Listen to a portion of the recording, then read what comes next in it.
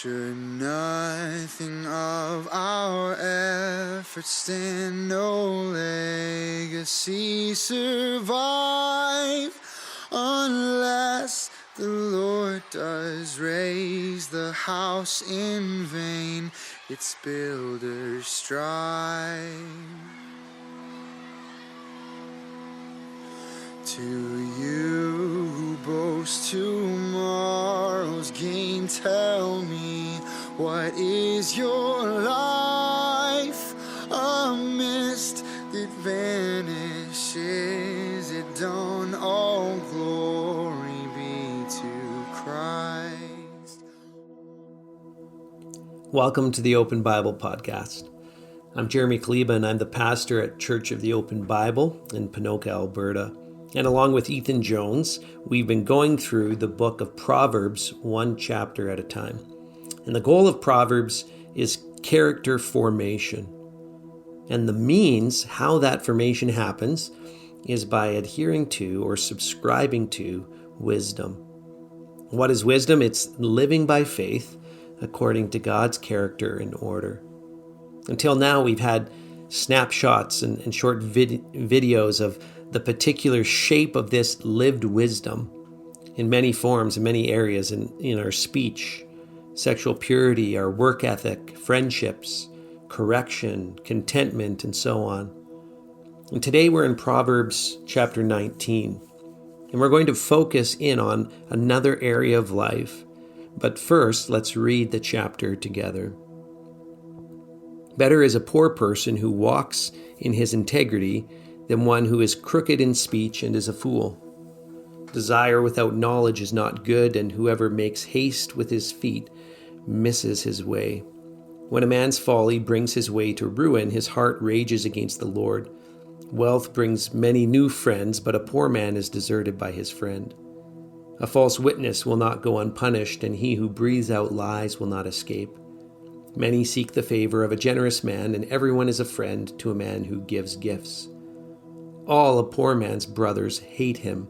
How much more do his friends go far from him? He pursues them with words, but does not have them. Whoever gets sense loves his own soul. He who keeps understanding will discover good. A false witness will not go unpunished, and he who breathes out lies will perish. It is not fitting for a fool to live in luxury, much less for a slave to rule over princes. Good sense makes one slow to anger, and it is his glory to overlook an offense. A king's wrath is like the growling of a lion, but his favor is like dew on the grass.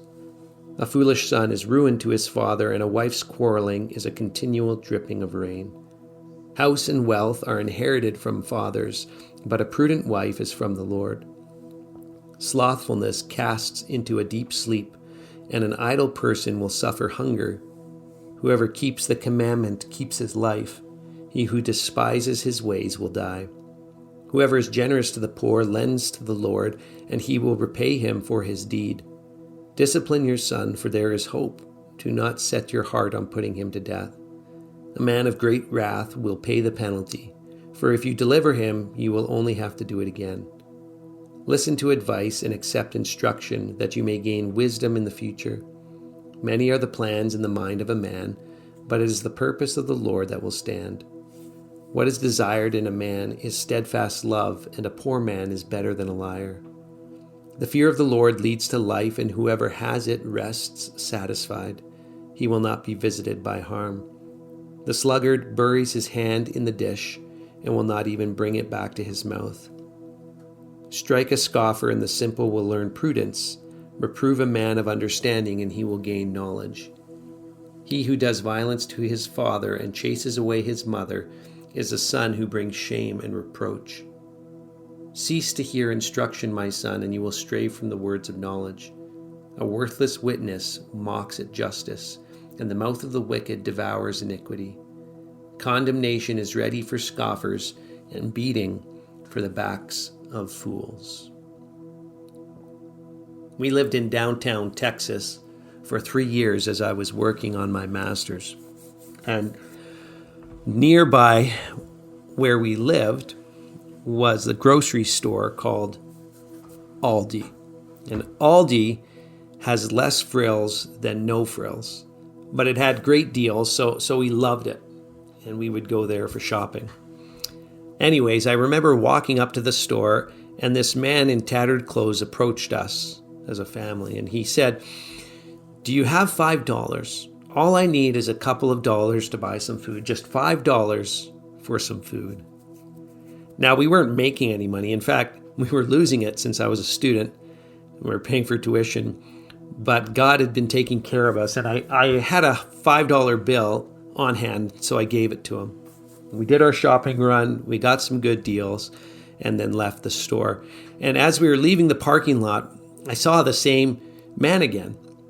And he saw us and he came up to us and he said, "Do you have $5? All I need is a couple of dollars to buy some food. Just $5 for some food." And I remember being like, "Wait, don't you remember us? We just gave you some money." And he squinted at us, he mumbled a sorry, and then he just took off down the street. And I remember thinking, "You've got to be kidding me. What a guy." Maybe you can tell that I'm skeptical when it comes to giving to the poor. I wonder if they really need it.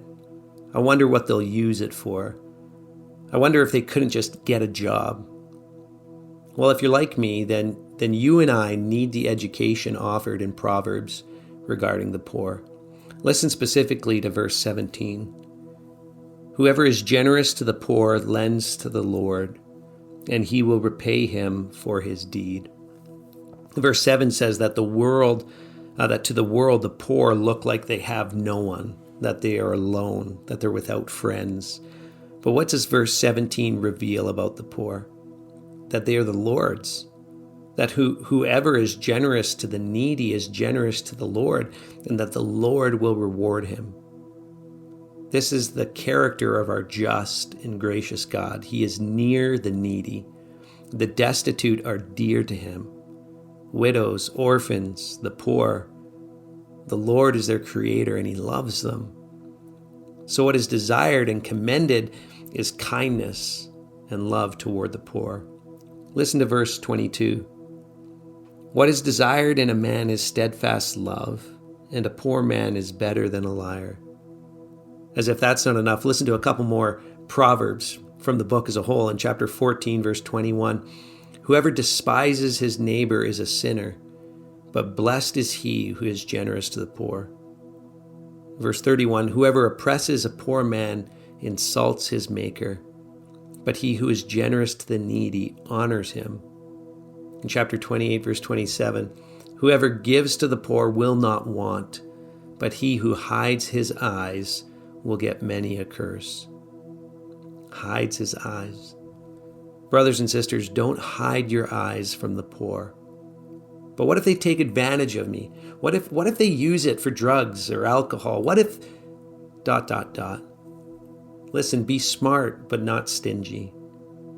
After that experience at Aldi, I remember helping directly with groceries for those who were homeless, or giving them a card for a nearby Christian soup kitchen, or even taking a guy over to the Popeyes nearby and eating with them.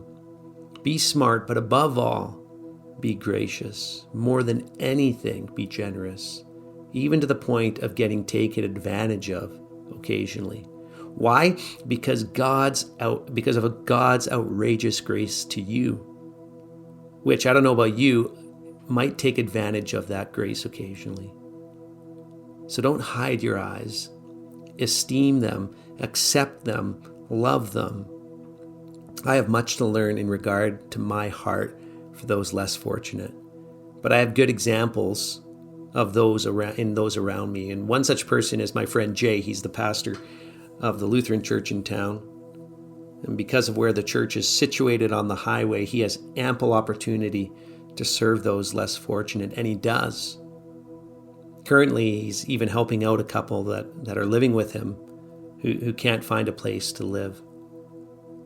May we have eyes that see those in need and hearts that are quick to serve them with the grace that we've received. And go in peace today.